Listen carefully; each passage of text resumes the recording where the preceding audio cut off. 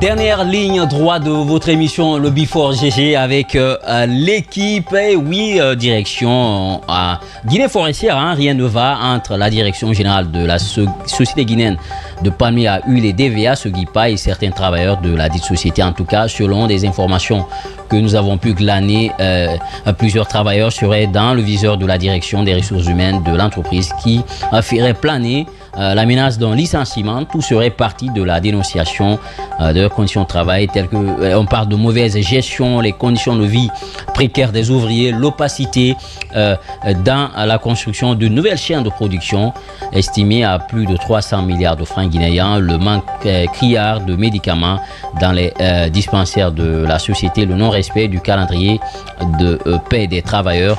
Nous en parlons avec Madame Angéline Kamano. Si tout va bien, nous aurons également comme second invité Oumar Salia Savané, enseignant-chercheur à l'Université Générale Lansana Conté de Sonfonia, professeur d'archéologie. Avec lui, nous allons parler du dossier des enseignants-chercheurs titulaires de master ou de diplôme jugé équivalent non réclassés des IES, IRS et CDI du ministère de l'Enseignement supérieur, de la recherche scientifique et de l'innovation. Mais d'ici là, Daouda Mohamed Kamara, la Sogipa, ça polarise encore les attentions. Justement, c'est une situation qui dure depuis quelques temps. Et d'abord, quand on veut parler de la situation réelle des travailleurs, c'est quand même la palissade que la situation, elle est calamiteuse. Et on aura tout à l'heure les images qui sont déjà à disposition de la régie. Et vous pouvez présenter aujourd'hui dans quel environnement ces ouvriers, ces agriculteurs, entre autres, travaillent au nom de cette société avec des installations qui laissent parfois à désirer. Et il y a aujourd'hui cette situation parce qu'on a tout fait pour avoir le responsable des ressources humaines pour partager un peu avec lui ce que nous avons déjà reçu comme information et en vain. Et de l'autre côté également, le secrétaire général du mouvement syndical, M. Samoura, dont nous avons également tenté plusieurs fois le numéro qui ne passe pas. Mais la situation, c'est autour aujourd'hui de cette syndicaliste qui dit avoir été licenciée de façon abusive. Parce qu'à un moment donné, elle a eu à prendre certaines positions et toucher du doigt les réalités des travailleurs de la Sogipa, la situation dans laquelle les gens travaillent aujourd'hui et quels sont les traitements qui sont infligés aux travailleurs, et le pourrissement parfois des produits entre autres. Et tout cela, puisqu'elle n'était pas entendue dans le cercle de travail, elle aurait transporté ces critiques, ces dénonciations sur les réseaux sociaux. Donc, ce qui a irrité les autorités de la direction générale de la Sogipa, mais également le mouvement syndical, pour aller à son licenciement. Voilà, nous avons Madame Angéline Kamano en ligne avec nous. Madame Kamano, bonjour. Bonjour, monsieur. Merci de nous rejoindre dans cette émission. Allez-y, Daouda Mohamed Kamara. Alors, on va être un peu succinct, un peu court et précis dans la narration, des faits. Dites-nous aujourd'hui, on vous présente comme étant une syndicaliste licenciée abusivement, comme on le dit. Et qu'est-ce qui s'est passé pour qu'on arrive à cette situation aujourd'hui? Ok. Je vous remercie de m'avoir passé la parole. Pour qu'on en vienne là, je suis syndicaliste. La direction me reproche de m'avoir fait entendre sur les réseaux sociaux. Pourquoi? Parce que je me suis fait entendre au niveau des réseaux sociaux parce que je n'avais pas. Nous étions dans la structure syndicale, le général m'empêchait, c'est-à-dire de manière dans l'ensemble, il nous a toujours empêchés d'être en contact avec la direction générale. Il traitait toujours avec la direction générale. À chaque fois, on tenait des sessions pour toute une formalité. Juste pour la formalité, mais tout était géré par le secrétaire général et la direction. Raison pour laquelle mes amis et moi, nous avons décidé de sortir sur les réseaux sociaux pour nous faire entendre. vu que rien ne va à la Sogipa, vu que les conditions de vie sont défavorables, raison pour laquelle nous avons décidé de sortir sur les réseaux sociaux. D'accord. Alors dites-nous, qu'est-ce qui ne va pas à la Sogipa? Qu'est-ce qui se passe concrètement? On vous écoute, les citoyens vous écoutent. C'est quoi les problèmes chez vous? Et qu'est-ce que vous reprochez à la direction? Concrètement, il y a assez de problèmes à la Sogipa. Assez de problèmes, surtout au niveau des travailleurs. C'est à la Sogipa où le travailleur n'a pas un droit. Je commence d'abord. Je vais essayer de donner les grandes lignes. Après, s'il y a question d'expliquer, je vais expliquer. D'accord. D'abord, c'est à la Sogipa où il manque une politique, une vraie politique de santé et sécurité. C'est-à-dire les travailleurs il manque une vraie politique de santé et sécurité. Il manque aussi d'approvisionnement en produits au sein du dispensaire. Ce qui pousse même le décès précoce des travailleurs. Il y a aussi le salaire minime des ouvriers. Le salaire minime des ouvriers, c'est-à-dire dans l'intervalle de 600 000 à 1 million. C'est-à-dire rien n'est respecté au sein des travailleurs. Le salaire minime, c'est-à-dire il n'y a même pas de considération pour les ouvriers. Les travailleurs ne sont pas protégés, ils sont exposés à tellement de risques, de sorte qu'on enregistre à chaque fois des accidents de travail, des décès. Rien ne va. Rien ne va. Mais ils font croire au gouvernement et aux yeux du monde que ça va. Et pourtant, absolument rien. Rien ne va. Ça, je vous assure. Entre le général et moi, sur ce, le général, au lieu de défendre maintenant ses travailleurs, ils ne le font pas. C'est-à-dire, ils essayent de viser leur intérêt personnel auprès de la direction générale. Et c'est qui ce général? C'est qui ce général? Je vous donne un exemple. Une structure syndicale qui n'a même pas un bureau, qui n'est jamais parti vers les travailleurs depuis que nous avons été installés, depuis le 23 juillet. Personne, aucun travailleur ne peut témoigner que le général a fait une réunion. C'est-à-dire est rentré en contact avec les travailleurs, même une seule fois. Tout ce qui se dit, ça se dit et puis ça reste là-bas. Quand je le reproche, il me prend pour cible, pour ennemi. Donc à travers sa vie, leur connivence avec la direction générale, je suis devenu leur ennemi et leur cible pour que je sois abattu par eux. Je vous donne un autre exemple. Pour une simple carte syndicale, ils ont revendu la carte à 65 000 francs.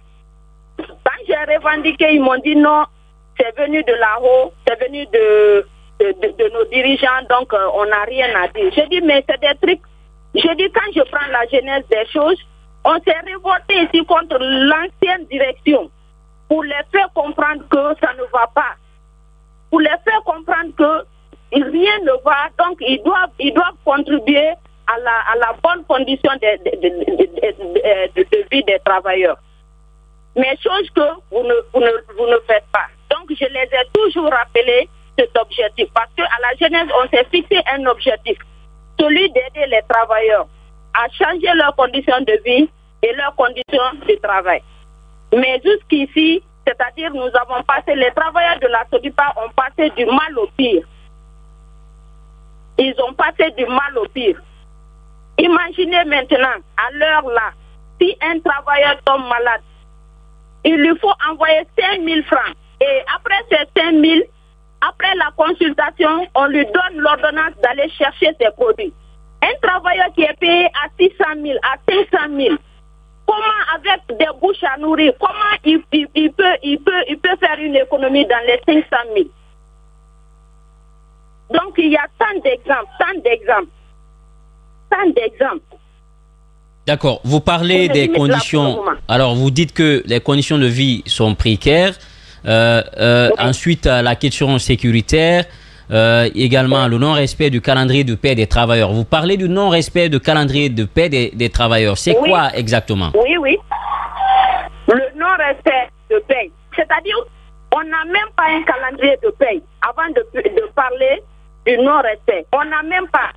Depuis l'arrivée de cette nouvelle direction, on n'a pas un calendrier de paie. C'est-à-dire, le travailleur est là, il travaille. Le jour qu'il entend qu'il est payé, c'est ce jour-là qu'il est payé. C'est ce qui m'a même poussé à faire une publication lors du 8 mars, lors de la fête du 8 mars passé. C'est-à-dire, le mois de février n'a pas été payé, mais on a fêté le 8 mars sans salaire. Donc, je suis sortie sur les réseaux sociaux pour dénoncer cela, pour dire que Sogipa, les femmes de Sogipa n'ont pas été payées pour la fête du 8 mars. Même leurs tenues de fête ont été prises en crédit, en dette. L'autre question, aujourd'hui, madame, est-ce que vous nous écoutez? Oui.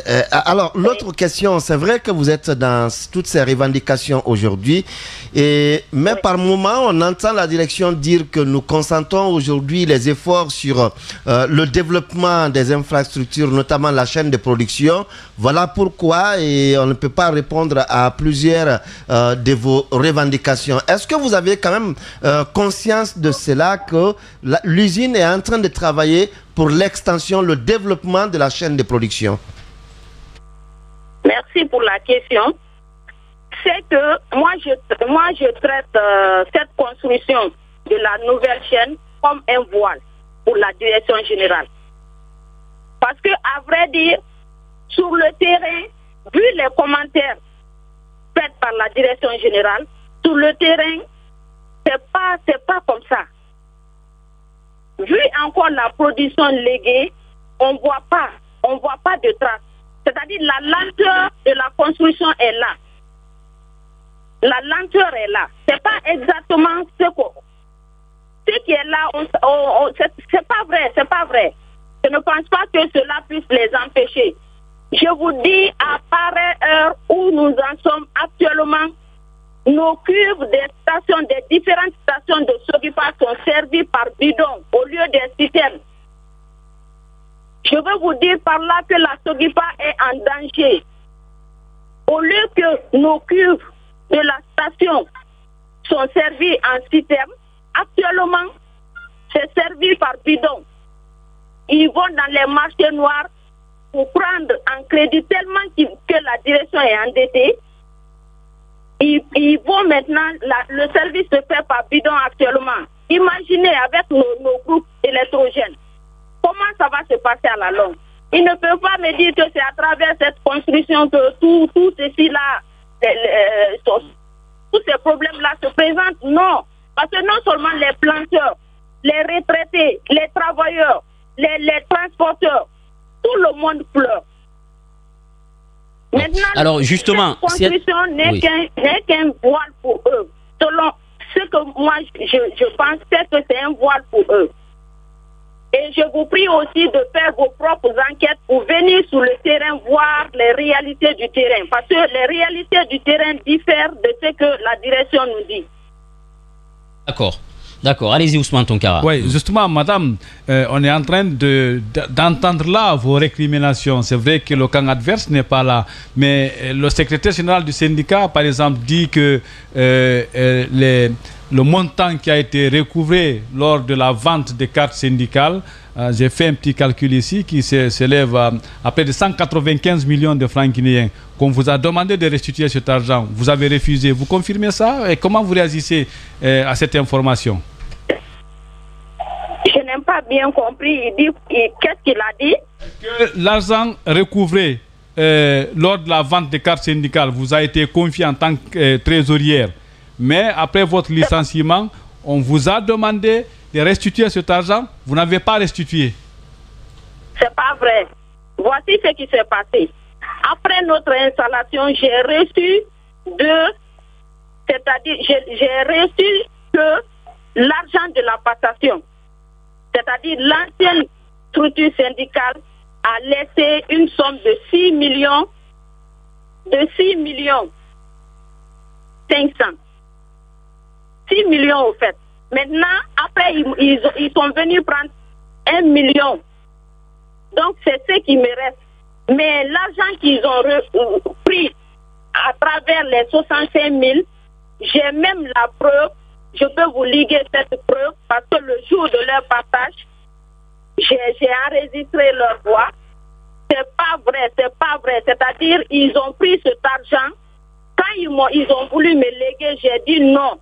J'ai dit parce que non seulement la manière de prendre dans le salaire des travailleurs ne m'a pas plu, je les ai fait comprendre que comment est-ce que vous pouvez prendre de l'argent en complicité de la direction générale, c'est-à-dire prendre de l'argent chez chaque travailleur sans même une information, sans même les informer, dire que, ou bien donner l'importance de cette carte pour les montrer que réellement cette carte va servir à ça.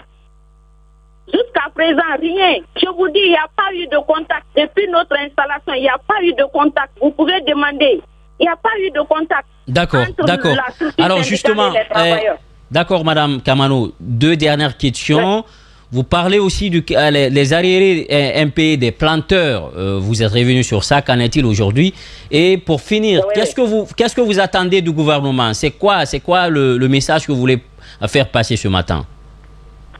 Le message que je veux passer, c'est que je veux dire que cette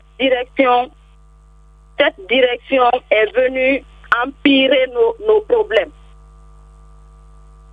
Empirer nos problèmes de sorte que, avant, je vous donne l'exemple sur le carburant. Avant, c'est les citernes. Moi-même, je participais au dépotage. Avant, on pouvait dépoter 8 citernes pour les groupes, mais actuellement, c'est servi dans les bidons. Donc, ce changement-là, ce que je veux passer, c'est que rien ne va à la SOGIPA. Absolument rien.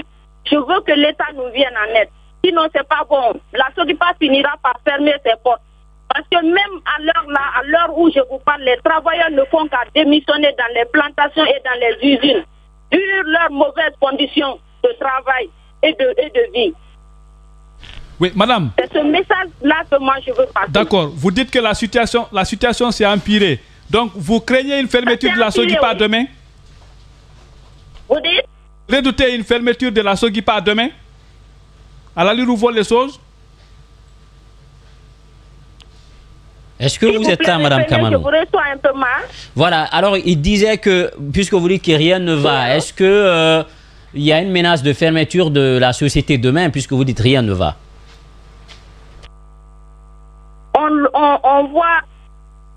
On voit ça à l'horizon. Parce qu'à partir du moment où les ouvriers qui sont nos main-d'œuvre en plantation dans les usines ne font qu'à démissionner du jour au lendemain, ça nous dit beaucoup de choses. Oh, et je vous assure, dans les bureaux, même le stylo à billes manque dans les bureaux. Il n'y a que quelque peu de services positifs à l'heure là, la SOGIPA. Quelque peu. Tous les autres là sont désactivés, au fait. D'accord. Merci beaucoup en tout cas, Madame Angeline Kamano, syndicaliste. Merci d'avoir accepté notre invitation et surtout bon courage. Merci vraiment. Voilà, on va se retrouver dans un court instant, le temps de recevoir notre second invité sur ce plateau. À tout de suite.